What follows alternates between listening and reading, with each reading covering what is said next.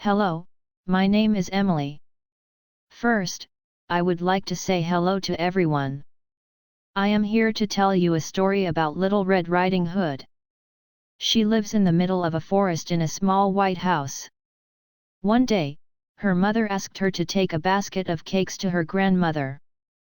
Because she is not feeling too well and the cakes will help her feel better. Be very careful, there is a big bad wolf in the woods today, said her mother. Stay on the path through the woods and don't stop until you get to grandmother's house. Little Red Riding Hood kissed her mother and said, "Don't worry. I'll run all the way to grandma's without stopping." Feeling so happy, Little Red was skipping her way through the woods looking at all the beautiful plants in the woods, and soon she had forgotten her mother's wise words. In the meantime, two wicked eyes were spying on her from behind a tree. A strange rustling sound in the woods made Little Red Riding Hood's heart start beating faster. Then she heard a rough voice which said, "What is your name and where are you going, my pretty little girl? Are you the big bad wolf that my mom told me to look for?" asked Little Red Hood. The wolf says, "No, I am the good wolf and I have been looking for that bad wolf." "Well, I am Little Red Riding Hood and I'm taking my grandmother some cakes. She lives at the end of this path," said Little Red Riding Hood in a sad voice. When he heard this, the wolf, for it was the big bad wolf himself, politely asked, "Does grandmother live by herself?" "Oh, yes," replied Little Red Riding Hood, "and she never opens the door to strangers." "Well, I have to leave now, perhaps we'll meet again," replied the wolf.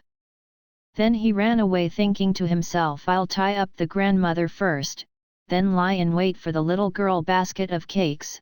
He had reached grandmother house first, the wolf, and knock on the door. "Who's there?" cried grandma from her bed. "It's me, Little Red Riding Hood. I've brought you some cakes to help you feel better," replied the wolf, trying hard to sound like Little Red Riding Hood.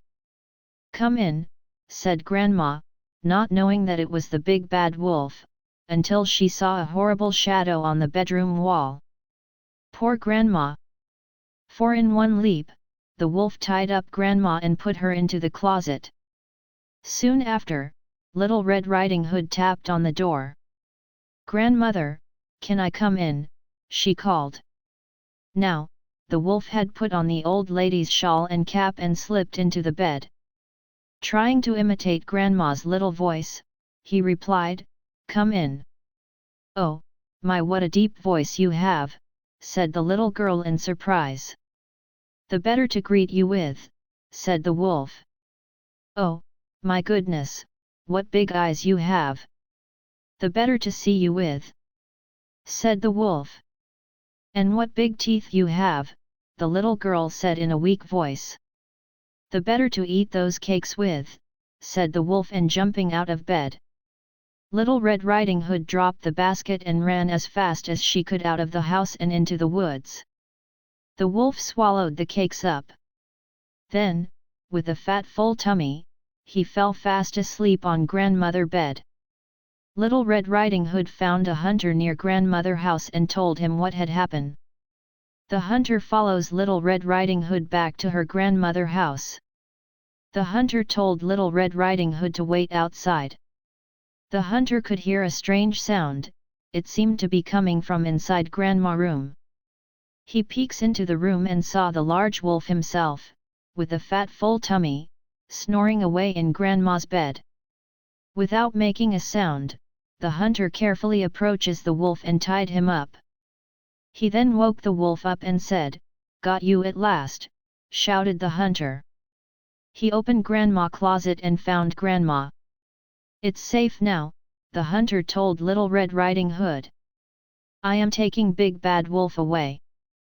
Still scared, the little girl hugged her grandmother. Soon after, Little Red Riding Hood's mother arrived, all out of breath, worried because her little girl had not come home.